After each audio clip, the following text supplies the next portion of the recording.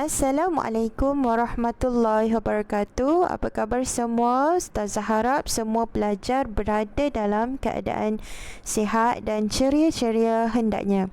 Jadi insya-Allah pada hari ini kita akan teruskan sesi PDPR kita dengan bidang Al-Quran daripada surah At-Taubah ayat 100, iaitu tajuknya Generasi Unggul. Baik, anak-anak semua boleh rujuk buku teks pada muka surat 35 hingga muka surat 42. Jadi, apakah objektif pembelajaran kita pada hari ini? InsyaAllah pada akhir sesi PDPR nanti, antara yang akan kita capai ialah yang pertama, murid dapat membaca dan memahami ayat dan terjemahan surah At-Taubah ayat 100. Yang kedua, murid dapat menyatakan takrif sahabat dari segi bahasa dan istilah. Yang ketiga, murid dapat menyebut contoh sahabat Muhajirin dan Ansar. Yang keempat, murid dapat menyenaraikan 10 sahabat yang dijanjikan syurga.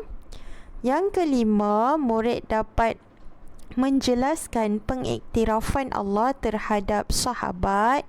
Dekat situ ada beberapa surah, beberapa ayat daripada Al-Quran yang menunjukkan pengiktirafan Allah terhadap sahabat. Dan yang terakhir, murid dapat menerangkan pengajaran ayat daripada surah At-Taubah ayat 100. Baik, inilah dia ayat 100 daripada surah At-Taubah. Murid-murid boleh dengar ustazah baca dan sama-sama ikut membaca sekali, okey? A'udzubillahi minasyaitonirrajim. والسابقون الأولون من المهاجرين والأنصار والذين اتبعوهم بإحسان رضي الله عنهم ورضوا عنه وأعد لهم جنات تجري تحتها الأنهار خالدين فيها أبدا ذلك الفوز العظيم. Sadaqallahul Azim, maksudnya, dan orang-orang yang terdahulu yang mula-mula berhijrah dan memberi bantuan dari orang-orang Muhajirin dan Ansar, dan orang-orang yang menurut jejak langkah mereka dengan kebaikan, yakni iman dan taat, Allah redha akan mereka dan mereka pula akan redha akan dia, serta ia menyediakan untuk mereka syurga-syurga yang mengalir di bawahnya beberapa sungai. Mereka kekal di dalamnya selama-lamanya. Itulah kemenangan yang besar.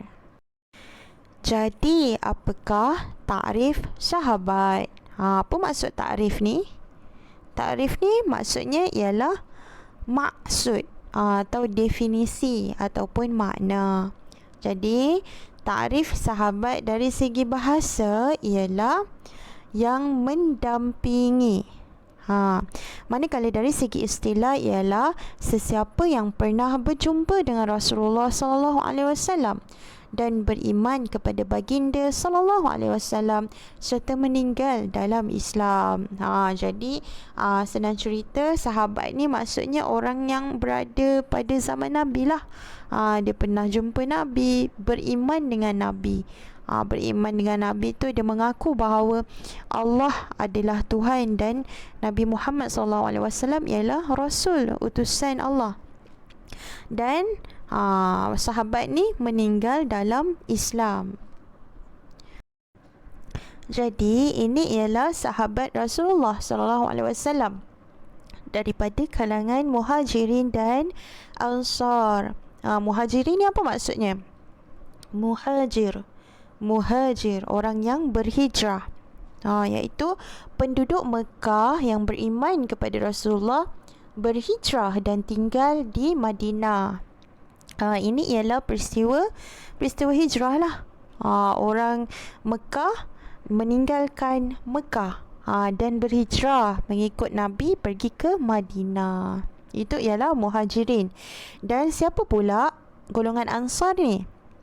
Golongan Ansar ialah penduduk Madinah yang beriman kepada Rasulullah, membantu Rasulullah dan muhajirin ketika tiba di Madinah. Itulah golongan Ansar. Kan ada lagu tu kan, kaum muhajirin dan Ansar bersatu. Itu lagu tentang hijrah. Jadi ini ialah contoh sahabat. Contoh sahabat muhajirin dan Ansar. Contoh sahabat muhajirin, Hamzah bin Abdul Muttalib. Ini bapa saudara Nabi lah. Kemudian Ammar bin Yasir. Ammar bin Yasir ni anak kepada Sumayyah. Kemudian Abdullah bin Mas'ud, Asma binti Abu Bakar dan lain-lain lagi. Ramai. Kemudian contoh sahabat dari kalangan Ansar, Anas bin Malik, yang selalu meriwayatkan hadis kan. Ubadah bin Al-Shamit, Sa'ad bin Rabi', Ummu Sulaim binti Milhan, Ummu Waraqah binti Abdullah dan ramai lagi. Baik, ini ialah pengiktirafan Allah terhadap sahabat. Ada 4 lah semuanya. Dan keempat-empat ni didatangkan dengan dalil. Yang pertama, Allah meredai para sahabat. Yang kedua, sahabat dijanjikan kemenangan. Yang ketiga, Allah meningkatkan darjat sahabat. Dan yang keempat, Allah memuji sifat sahabat. Okey, jadi yang ni kita boleh rujuk buku teks. Muka surat 37. Pengiktirafan Allah terhadap para sahabat. Iaitu yang pertama, Allah Subhanahu wa taala meridai para sahabat. Allah Subhanahu wa taala berfirman, A'udzubillahi minasyaitonirrajim. Radhiyallahu anhum wa radu'an ila akhir ayat. Daripada surah At-Taubah ayat 100. Maksudnya Allah meridai mereka dan mereka pula meridainya. Yang kedua, apa dia pengiktirafan Allah? Para sahabat dijanjikan dengan kemenangan. Allah Subhanahu wa taala berfirman dalam surah Al-Fath ayat 18. A'udzubillahi minasyaitonirrajim. Laqad radiyallahu 'anil mu'minina idh yubay'unaka tahta syajarati fa'alima ma fi qulubihim fa'anzala as-sakinata 'alaihim wa asabahum fathan qariba. Maksudnya, sesungguhnya Allah meredai orang yang beriman ketika mereka berjanji taat kepadamu, wahai Muhammad, di bawah pohon. Maka dengan itu ternyata dia mengetahui apa yang terkandung dalam hati mereka. Lalu dia menurunkan ketenangan kepada mereka dan memberi balasan dengan kemenangan yang dekat. Ini dalam peristiwa Bai'ah Ridwan. Sahabat yang membuat perjanjian Bai'ah Ridwan. Okey, ini pula pengiktirafan Allah. Yang ketiga, Allah meningkatkan darjat para sahabat yang membelanjakan harta dan berjuang di jalan Allah Subhanahu wa taala. Allah berfirman dalam surah Al-Hadid ayat 10. A'udzubillahi minasyaitonirrajim. Ulaika a'zamu darajatan minal ladzina anfaqu min ba'du wa qatalu wa kulla wa'adallahul husna wallahu bima ta'maluna khabir.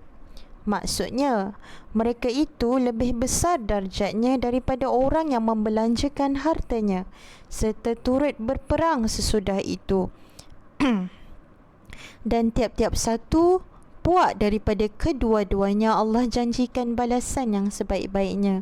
Allah Maha mendalam pengetahuannya akan apa yang kamu kerjakan.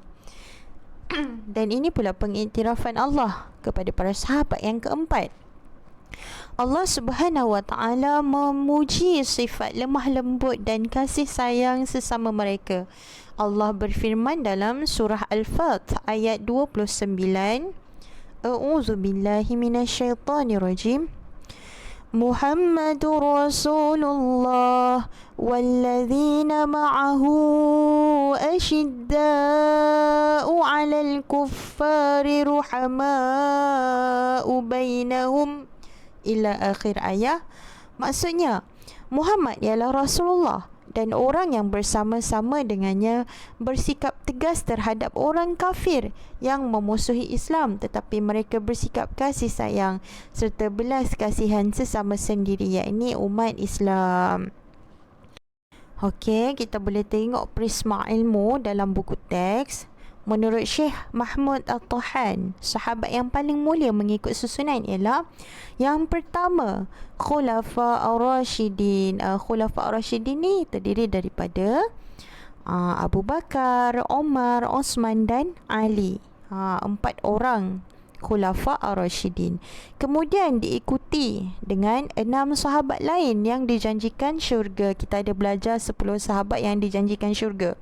Jadi 6 sahabat ni selain daripada Khulafa Ar-Rashidin tu lah. Yang ketiga, tentera Badar. Keempat, tentera Uhud. Kelima, sahabat yang terlibat dengan Bai'atul Ridwan. Ni dalam peristiwa perjanjian Bai'ah Ridwan. Ini dirujuk daripada kitab Taisir Al-Mustalah Al-Hadis. Kemudian ini menurut Syekh Wahbah Zuhaili, As-Sabiqul Al-Awwalun ialah ini adalah golongan golongan yang dikenali sebagai As-Sabiqun Al-Awwalun. Kamu kena ingat ni, kadang-kadang masuk exam juga. Siapa itu As-Sabiqun Al-Awwalun? Siapakah dia? Dia ialah golongan muhajirin yang berhijrah sebelum perjanjian Hudaibiyah, seperti 10 sahabat yang dijanjikan syurga oleh Allah.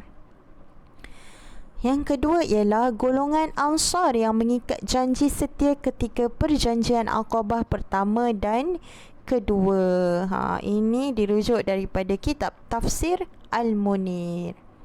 Okey. Seterusnya di atas seterusnya kita tengok prisma ilmu lagi. Ibnu Mas'ud radhiyallahu anhu. Ibnu Mas'ud ni pun antara sahabat Rasulullah juga. Meriwayatkan bahawa Rasulullah bersabda, khairun nas qarni thumma allazina yalunahum thumma allazina yalunahum. Maksudnya sebaik-baik manusia ialah generasiku, kemudian generasi yang datang selepasnya, kemudian generasi yang selepas daripada itu. Maka dari hadis ni kita tahulah sebaik-baik manusia ialah generasi yang ada pada zaman Nabi, sahabat Nabi lah. Baik, ini ialah prisma ilmu dari muka surat 36.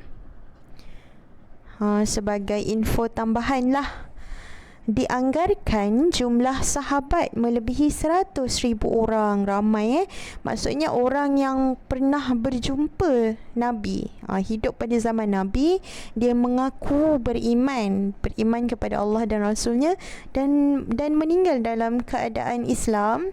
Jumlahnya melebihi 100,000 orang. Dan sahabat yang paling akhir meninggal dunia ialah Abu At-Tufail Amir bin Wathilah Al-Laythi radhiyallahu anhu, iaitu pada tahun 110 Hijrah bersamaan dengan 728 Masihi. Sekarang kita berada pada tahun 2021 Masihi. Maka jauh sudah jarak kita dengan tahun sahabat terakhir yang meninggal. Baik, ini ialah pengajaran ayat daripada surah At-Taubah ayat 100.